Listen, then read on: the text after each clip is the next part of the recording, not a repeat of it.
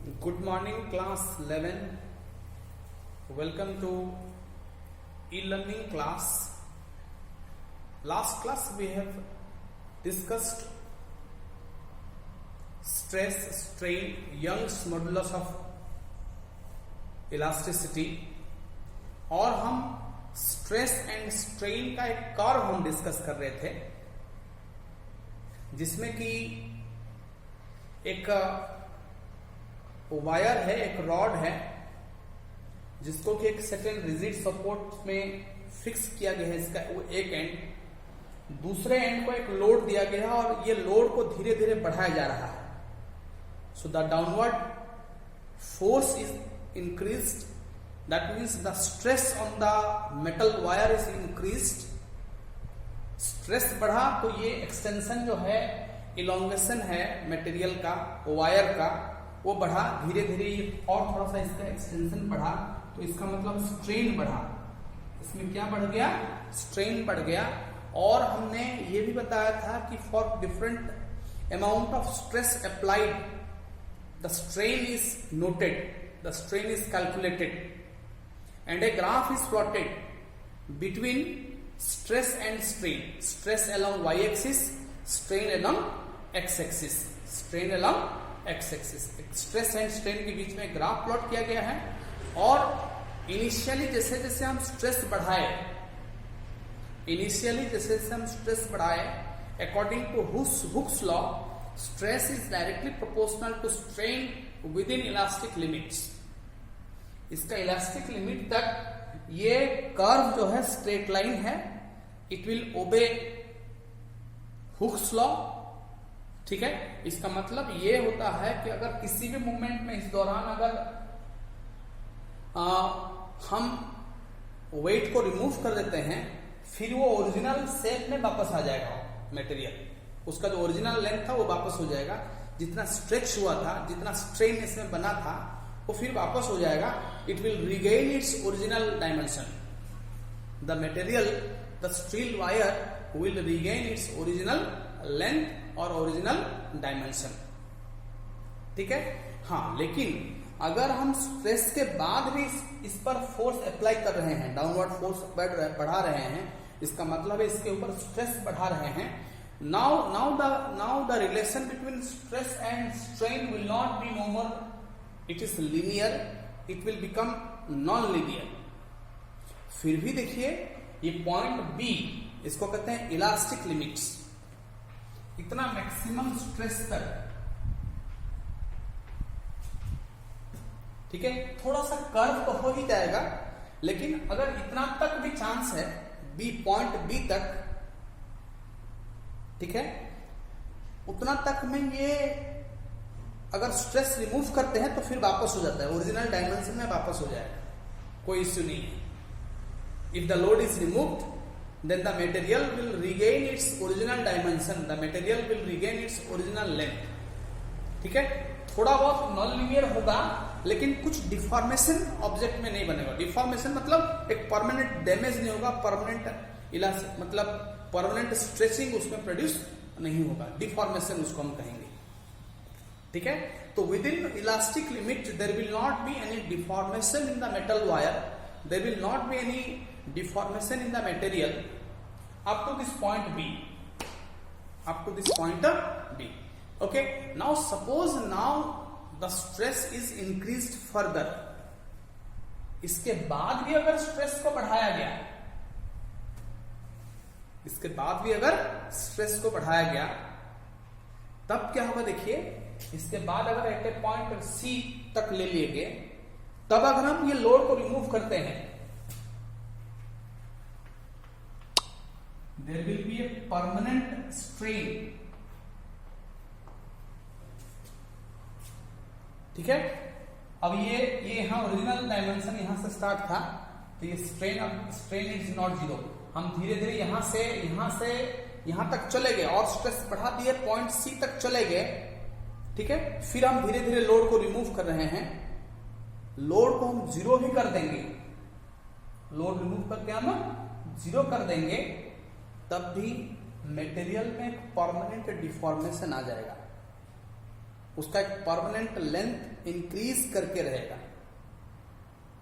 इसको कहते हैं परमानेंट सेट। इसको क्या कहते हैं? Permanent set. ठीक है। So the material will not come to its original dimension if it is stressed beyond the point C, beyond the point B. At a point C, the material will said to be deformed. The material is said to have a permanent set. The material will said to have a permanent point. And ये जो point है, इस point को कहते हैं yield point. इस point को क्या कहते हैं? Yield points. And the corresponding stress is called yield strength. इसको क्या कहते हैं? yield strength. इस पॉइंट को हम कहते हैं, इस स्ट्रेस को हम कहते, इधर स्ट्रेस ड्रॉ किया गया है। ठीक है।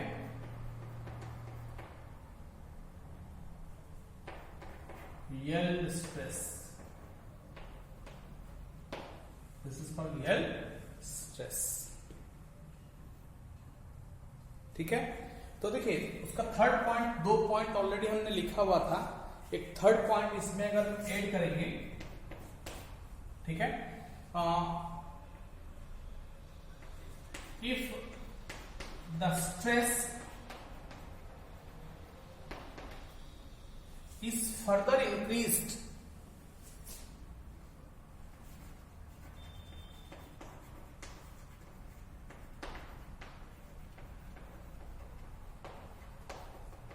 if the stress is further increased,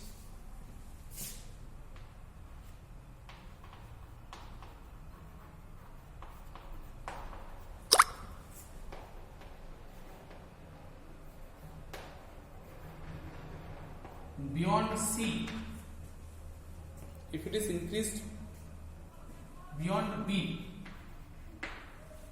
ठीक है, then the material will not regain its original dimension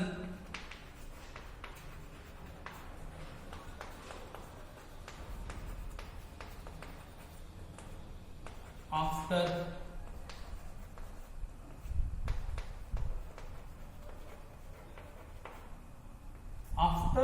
removal of the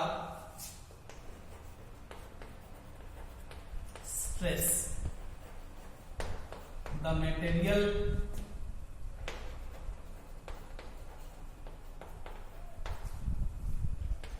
will have a permanent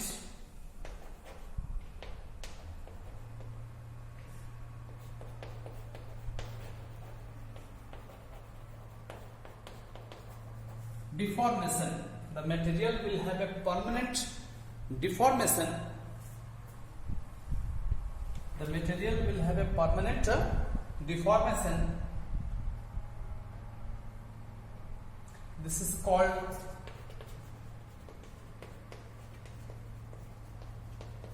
permanent set.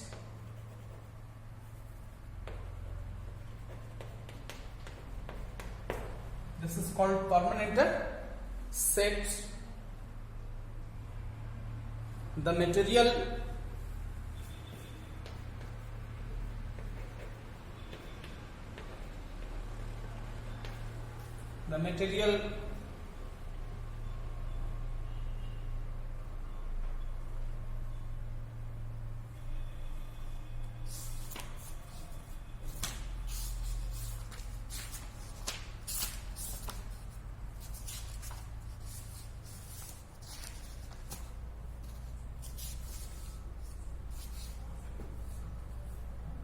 the point C, ऐसा लिखिए, the material नहीं, the point C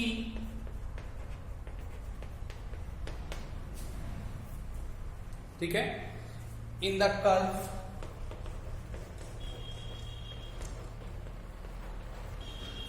the point C in the curve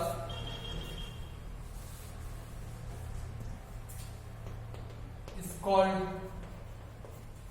yield point. Y-E-I-L-D, yield points, and the corresponding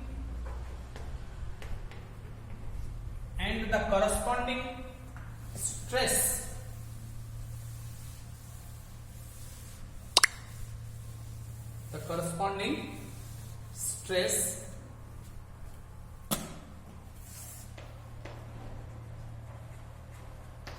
मतलब corresponding strain is called permanent set and the corresponding stress is called yield strength.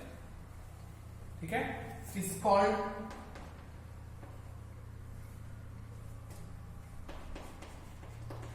yield stress and the strain permanent strain है so produced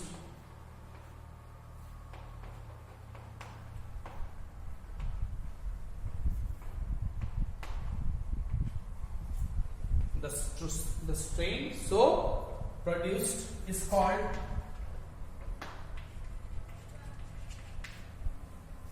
ठीक है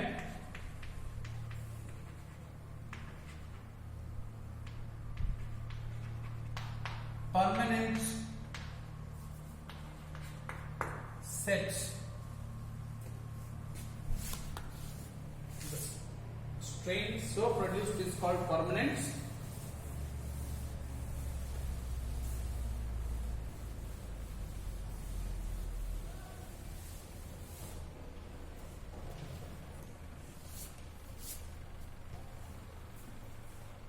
okay ये हो गया, ये एक important part हमने इसमें पढ़ा। इसमें हमने इलास्टिक लिमिट क्या है, स्ट्रेस स्ट्रेन कर्व कैसा है, और एक चीज इसमें और एक है कि अगर इसका यील्ड पॉइंट के बाद फिर इस पर लोड बढ़ाया गया, इस वायर के ऊपर यील्ड पॉइंट हो गया फिर बढ़ा गया, तो बहुत ज्यादा स्ट्रेस अप्लाई करने की जरूरत नहीं है, स्ट्रेन बहुत ज्यादा बन जाएगा। लेकिन फर्दर आप यील्ड पॉइंट के बाद भी अगर स्ट्रेस बढ़ाते रहे, a point will reach in the curve, हर चीज का एक लिमिट है। ये कितना लोड टोलरेट कर सकेगा, कितना स्ट्रेस टोलरेट कर सकेगा, उसका भी एक लिमिट है।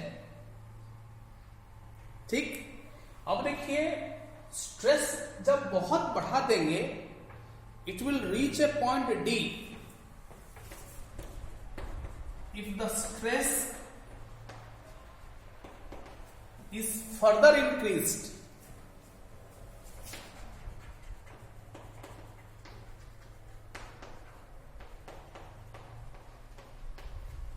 if the stress is further increased at a point D, stress बढ़ाते बढ़ाते बढ़ाते हम डी तक ले आए उसको, इतना स्ट्रेस हमने बढ़ा दिया उस पर, द मटेरियल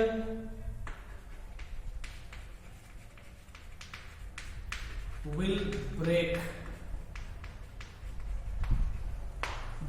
और फ्रैक्चर, और इस पॉइंट को फ्रैक्चर पॉइंट कहते हैं। इस पॉइंट को क्या कहते हैं, टूट जाएगा। बहुत ज्यादा स्ट्रेस अप्लाई करते करते करते ले लिया तो उसमें परमानेंट सेट बना, डिफॉर्मेशन बन गया, उसके बाद भी आपने स्ट्रेस इसका बढ़ा दिया। ठीक है, this point D on the curve is called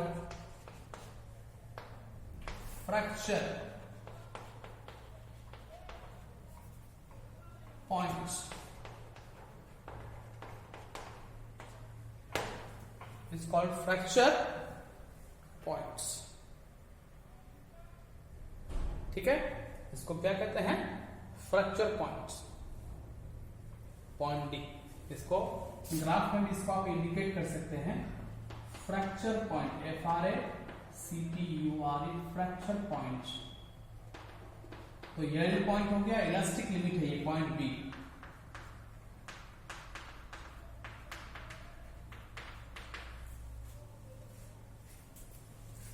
ठीक है, ये इसका फ्रैक्चर पॉइंट आ गया। इसका कौन सा पॉइंट ये आ गया? फ्रैक्चर पॉइंट आ गया। तो ये स्ट्रेस स्ट्रेन ग्राफ है फॉर ए मेटल। ठीक है, for any kind of material this can be drawn. एक रबर आप ड्रॉ करेंगे तो उसका फ्रैक्चर पॉइंट जल्दी आ जाएगा। स्टील बहुत ज्यादा ही इलास्टिसिटी है, स्टील का सबसे ज्यादा यंग्स मॉडुलस है।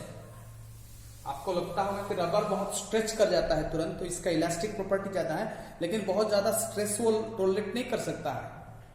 तो यंग्स मॉडुलस के मामले में स्टील सबसे ज्यादा इलास्टिक है। Which is more elastic, a steel rod और a rubber? Steel is more elastic because the Young's modulus of steel is higher than rubber। ठीक है, एक प्रॉब्लम अभी हम सॉल्व कर सकते हैं और नेक्स्ट क्लास में एक नया चैप्टर हम स्टार्ट करेंगे, फ्लूइड डायनामिक्स। ठीक है, इस चैप्टर को हम एंड करेंगे with a problem. Okay, just note down the problem. A structural steel rod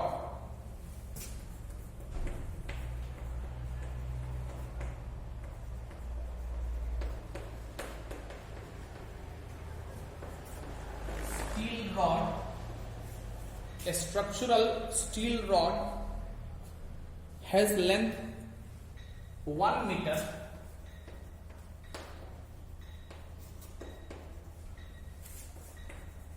A structural steel rod has 1 meter and radius of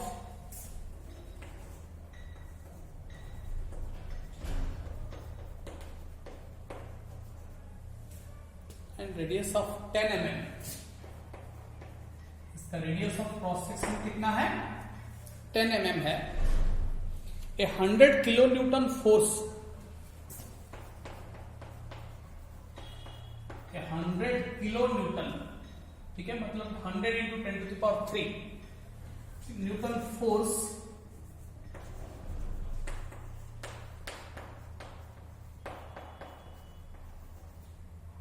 stretches, ठीक है, stretches it along its length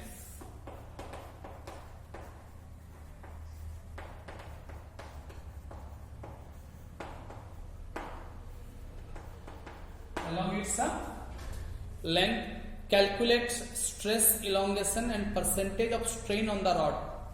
Calculates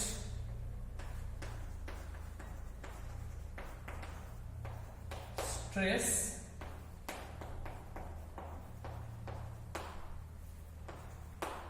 B elongation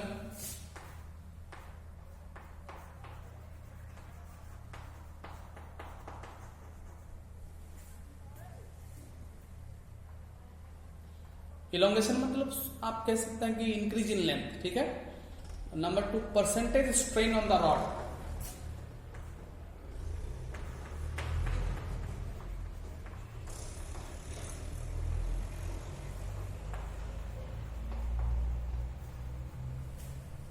percentage strain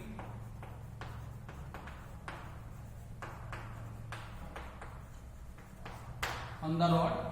इस problem को हम 50% solve करेंगे, 50% आपके लिए homework रहेगा। ठीक है, इसमें गिवन है ब्रैकेट में y is equal to Young's modulus of the rod of steel. Young's modulus of steel, ठीक है, ये दिया गया है 2.0 into 10⁻11 newton metre to the power -2। ये भी पता चलेगा कितने बच्चे ये मेरे क्लासेस का वीडियो देख रहे हैं। ये रेस्पॉन्स हम आप लोग मेरे पर्सनल विंडो में इस प्रॉब्लम को सॉल्व करके भेजेंगे। ये प्रॉब्लम पहले आप लिख लीजिए, ठीक है। एक तरह से ये आपका अटेंडेंस है जो मैं ले रहा हूं। जो प्रॉब्लम सॉल्व करके देगा उसको मैं अटेंडेंस प्रेजेंट मान के चलूंगा, क्योंकि उसने इस वीडियो को देखा है और इसका दिया गया होमवर्क को क्लासवर्क कॉपी में लिखा है। आपको एक क्लासवर्क कॉपी भी मेंटेन करना है जिसमें ये सारा चीज जो मैं पढ़ा रहा हूं, जो ब्लैक बोर्ड में मैं लिखा रहा हूं, उसको आपको लिखना है बढ़िया से। तब जाकर आप 11 से 12 जाएंगे। आप एग्जाम देंगे नहीं देंगे वो अलग बात है, लेकिन मैं कॉपी सबका चेक करूंगा, ठीक है। अच्छा, और ये देखिए गिवन क्या है, यहाँ पे क्या क्या चीज गिवन है। देखिए रेडियस ऑफ कर्वेचर दिया गया है 10 mm, मतलब एरिया ऑफ क्रॉस सेक्शन निकल जाएगा पाई आर स्क्वायर, मतलब 3.14 इंटू, ठीक है, 10 into 10⁻³ mm whole square. Pi r square से ये सबसे पहले एरिया निकल जाएगा, ठीक है। इसके बाद हम निकालेंगे स्ट्रेस, मतलब F/A। F/A मतलब हो गया 100 किलो, मतलब और 3 जीरो हो जाएगा, न्यूटन हो गया, divided by area of cross section कितना हो जाएगा 3.14 इंटू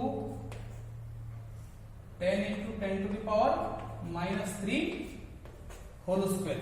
तो 10 इंटू 10⁻³ मतलब ये 10 है तो 10⁻² हुआ, तो -2 का होल स्क्वायर 10⁻⁴ हुआ, ठीक है।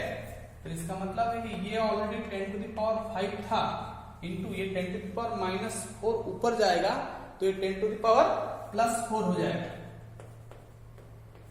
बाई 3.14, ठीक है। तो फाइनली स्ट्रेस आपको आ जाएगा 3.18 इंटू 10⁸ आ जाएगा, क्योंकि देखिए 10⁵ है, 4 है, तो 9 हो गया, ठीक है। तो इसको आप ऐसे कर सकते हैं, तो 10/3.14 इंटू 10⁸ न्यूटन मीटर स्क्वायर। तो ये स्ट्रेस कितना आ जाएगा, स्ट्रेस को आप सिग्मा डिनोट करते हैं, ठीक है। तो स्ट्रेस कितना आ जाएगा 3.18 इंटू 10⁸ न्यूटन मीटर स्क्वायर। हमने स्ट्रेस निकाल लिया। इलोंगेशन मतलब आपको इंक्रीज इन लेंथ निकालना है। तो यंग्स मॉडुलस गिवन है, तो स्ट्रेस बाय स्ट्रेन होता है Young's modulus, stress by strain होता है। तो स्ट्रेन ले आएगा, स्ट्रेन आ जाएगा, तो स्ट्रेन का मतलब है कि change in length bye original length. Original length दिया होगा, देखिए 1 मीटर का है, तो डेल्टा एल आ जाएगा।